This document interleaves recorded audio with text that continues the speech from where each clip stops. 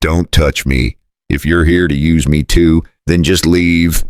Elsie Mae said it before she even looked up, her voice raw, hoarse, and stripped of hope. She was bent over a low wooden table in a sunburned Wyoming field. Wrists tied, ankles bound, dress pulled out of place by force. The wood beneath her was hot. The rope bit into her skin with every breath. Summer heat pressed down hard, thick and unmoving. Back in the late 1880s, out here in Wyoming territory, a man could call almost anything family business and most folks would look away. Her legs trembled, not from weakness, but from knowing exactly what usually came next. Behind her, Virgil May moved slowly, deliberately, like a man savoring control. To him, this was discipline, ownership. A lesson meant to last. A hired hand stood nearby, eyes locked on the dirt, pretending not to see. A woman from the neighboring ranch whispered once, then fell silent. No one stepped in. No one ever did. Elsie swallowed and spoke again, her voice shaking now. Don't take advantage. Don't stick it in. She waited for laughter, for rough hands, for pain. Instead, there was silence. A shadow stretched across the field, long and unmoving. Hooves stood as still near the fence line. Elsie turned her head just enough to see him, a man on horseback, older, broad-shouldered, his beard streaked with gray. His eyes were fixed on her, not hungry, not curious, but hard with something she could not name. Thomas Granger had stopped without meaning to. He had been riding toward Laramie. Mind on the road, when he saw the table, the ropes, and the way the girl held herself like she was bracing for a blow she had already learned by heart. Medicine Bow sat west of town, a long ride and a lonely one. He did not speak. He only watched. Elsie misunderstood the stillness. She always did. Her breath hitched and she whispered, almost pleading now, if you're thinking about it, don't, please. I'm not worth it. The words burned worse than the rope. Years of being used had taught her that help never came without a price. Virgil finally noticed the stranger and turned, irritation flashing across his face. This is family business, he said sharply. Thomas said nothing. His jaw tightened. His eyes never left Elsie. For a moment, the world seemed to hold its breath. The flies buzzed. The grass swayed. Then Thomas turned his horse, slowly. Deliberately, he rode toward town without a word. Elsie felt something crack inside her chest. Hope, maybe, or fear. She did not know if that man was leaving her to her fate, or if he was about to bring something far worse down on her head. Was that rider her last chance at freedom, or had she just mistaken another predator for a savior? Thomas Granger did not ride far before the anger caught up with him. The dust followed his horse all the way down the road toward Laramie, hanging in the air like it had something to say. He kept his eyes forward, but the image would not leave him. The table, the rope, the way the girl spoke like help was just another kind of danger. He had heard that tone before, years ago, back when he still wore a badge and people told him what side he was on. Thomas was 48 now, bones stiff, beard gray, and tired in a way sleep did not fix. He had walked away from law work after burying 2 partners and one mistake he never talked about. Since then, he hauled freight when it paid, rode point for cattle drives, and kept his head down. But some things did not stay buried. By the time he reached town, his jaw ached from being clenched too long. Laramie was alive with summer noise, boots on boardwalks, someone laughing too loud outside the saloon. Thomas stepped into the sheriff's office without knocking. Sheriff Amos Klein looked up from his desk, squinting through the smoke. You look like hell, Klein said.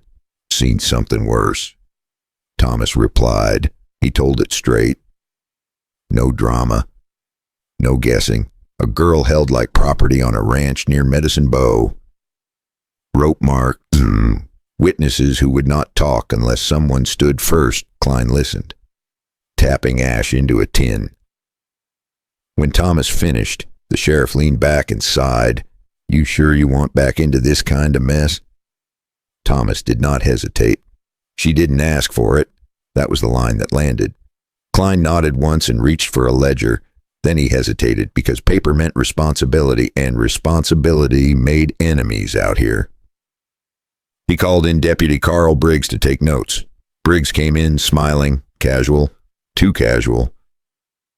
When Thomas mentioned the ranch, Briggs's eyes flicked away for half a second. Thomas noticed. He always did. Family business, Briggs muttered. That's what folks say. Thomas leaned forward. That's what folks say when they want it to keep happening. The room went quiet. Outside, a church bell rang the hour. Inside, Klein closed the book slow.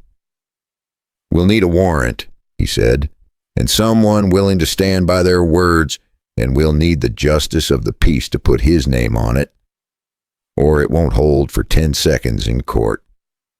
Thomas thought of the girl again, the way she told him to leave, not angry, just tired. I'll stand, Thomas said. As he turned to go, Briggs watched him with a look that did not sit right. Thomas felt it in his back like a hand pushing. He stepped outside into the sun, knowing one thing for sure. If he did this by the book, the rancher would see it coming. And if he did not, the girl would pay for it. So which choice would cost more before this was over? Thomas didn't sleep much that night. He laid on the narrow cot at the back of the livery, boots still on, staring at the ceiling like it might give him better answers. Every time he shut his eyes, he saw that field again. And he heard the girl's voice, steady and scared at the same time. Morning came hot and bright, the kind of Wyoming summer morning that makes coffee taste like dust. Thomas washed his face at the pump, then went straight to Sheriff Klein's office. Klein was already there, hat on, pencil moving. He looked up and said, "All right, if we're doing this, we're doing it clean." "Clean is fine," Thomas said. "Fast is better." Klein nodded. "Fast needs proof." That was the problem. Everyone in town knew Virgil May was trouble, but knowing and proving were two different animals. Folks loved to whisper. They hated to sign their name to anything because Virgil had a long reach, and people who crossed him didn't just lose friends, they lost fences, livestock, sometimes worse. Thomas walked across the street to the small clinic behind the dry goods store. Doc Hannah Pierce, no relation to anybody important, was boiling instruments and humming like she'd seen it all. Thomas tipped his hat and kept his voice low. "Doc, if a young woman showed up with rope marks and bruises, would you write it down?" The doctor didn't even blink. "Son, I write down everything. That's how I stay alive." He asked one more thing. "If she comes in, will you keep her safe?" Doc Pierce set down her cup and gave him a look that felt like a slap and a blessing. "I'll put her in the back room, and I'll lock the door." Next stop was the church, not because Thomas was holy, mostly because churches kept records and people talked to preachers when they wouldn't talk to sheriffs. Reverend Cole was sweeping the porch, slow and steady. He listened, then said, "I've heard things." Then he said, "Hearing isn't enough." "I know," Thomas replied. "I need somebody to stand." The Reverend leaned on the broom. "People will stand when they believe they won't stand alone. And even then, some will still back out at the last minute." By noon, Thomas had a short list of names. A woman who traded eggs with Virgil's ranch, a ranch hand who quit last spring and still limped, and one kid who delivered feed and came back pale as flour. Thomas took those names to Sheriff Klein. Klein read them, then quietly shut the office door. Deputy Briggs was out front, laughing with a man from the saloon like the world was simple. Thomas watched him through the window and felt that same push in his back again. Klein lowered his voice. "Briggs has been friendly with Virgil for a long time." Thomas nodded. "I noticed." Klein slid a paper across the desk. A warrant request, half filled out. "Get me one witness on record today, and I'll sign this and ride before sundown." Thomas picked up his hat. "Then I'm going to get her out long enough to speak." And if you're enjoying this story so far, take a second to subscribe. It helps this old campfire keep burning. Now sip your tea, settle in, and tell me what time it is where you are and where you're listening from. But here's the question. How do you pull a terrified girl out from under a monster's roof without letting that monster know you're coming?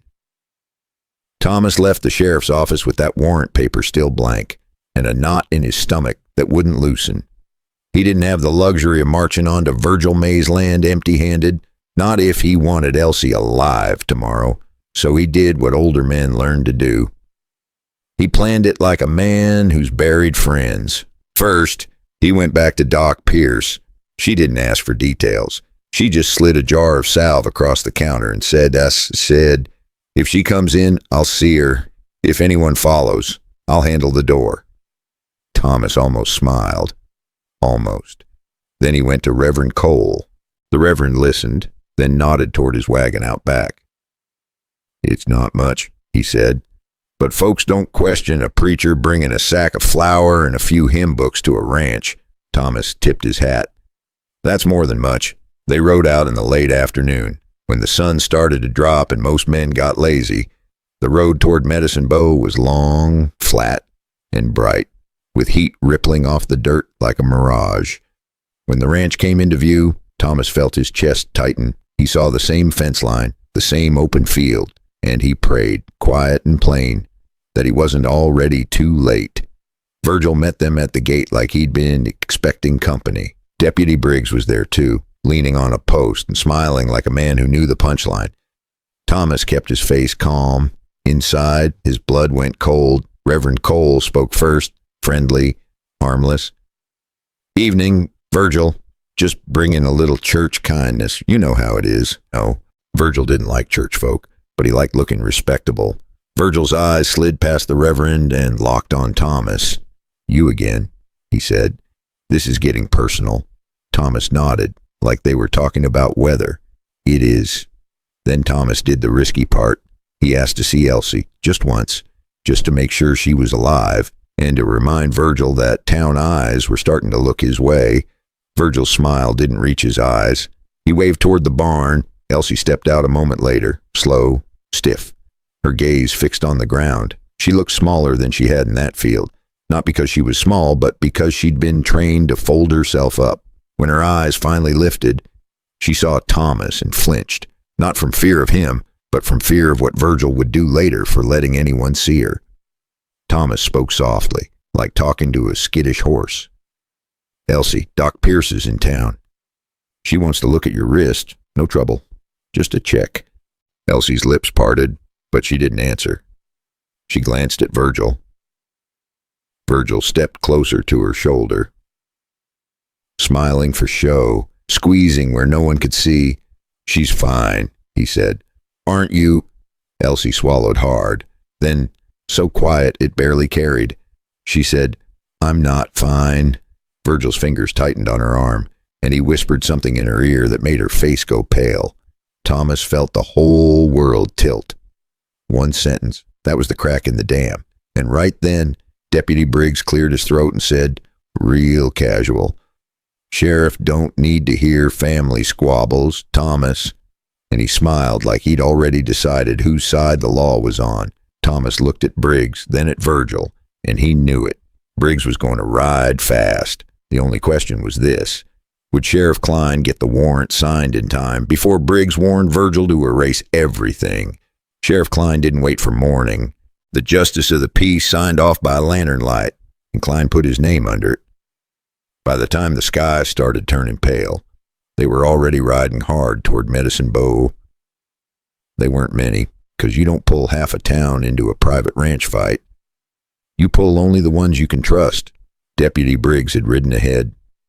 Just like Thomas guessed, that meant Virgil May had time to lie, to threaten, to hide his tracks. It also meant Virgil was going to be ready. When the posse reached the ranch, Virgil was standing on the porch with a rifle across his arms, smiling like this was a social call. Briggs stood beside him, acting official, acting righteous. Sheriff Klein read the warrant out loud, calm and clear. Virgil laughed. Then Virgil did the one thing that always shows a man's true heart. He grabbed Elsie by the arm and tried to drag her inside, like a sack of grain, like a secret he could lock away. Thomas moved fast, faster than most men expect from a 48-year-old with a tired back. He caught Virgil's wrist and shoved him off. Virgil swung first, a hard punch, dirty and desperate. Thomas took it, blinked once, and hit back. It wasn't pretty. It wasn't fancy. It was two grown men in the dust, boots slipping, fists thudding. The kind of fight that leaves you sore for a week and proud for a lifetime. Elsie screamed once, then stopped, watching like she couldn't believe anyone was actually standing between her and that door. Virgil reached for the rifle. Sheriff Klein leveled his own gun and said, "Don't." That single word carried the weight of the law, and for the first time in years, Virgil hesitated. Briggs tried to speak up, tried to turn it into a story about family and misunderstanding. Klein turned on him, sharp. "Step back." Briggs didn't. So Klein's men did it for him, quick and rough, and the badge on Briggs' chest suddenly looked a lot smaller than it had a minute ago. Virgil was cuffed and dragged down the step. He kept spitting threats, promises, all the usual noise weak men make when their power's gone. Virgil did face consequences, but not the kind that would satisfy every angry heart. He did some time, paid some fines, and lost his easy control for good. He was out again before the year turned, but the whispers followed him like flies, and folks didn't tip their hats the same way anymore. And Deputy Briggs didn't go to prison, but he did lose his badge, which was the only thing he ever truly loved. Elsie didn't move at first. Then Doc Pierce's wagon rolled in, and Reverend Cole climbed down. Gentle as sunrise, Thomas had sent word at dawn, because Elsie needed a doctor the moment the door opened. He held out his hand. Elsie took it. In court, it wasn't a clean victory. It wasn't a one witness got scared and didn't show. Another tried to change their story, and Virgil's friends acted like a man's home was his kingdom. Days later, people argued about it in town, like they argued about the weather.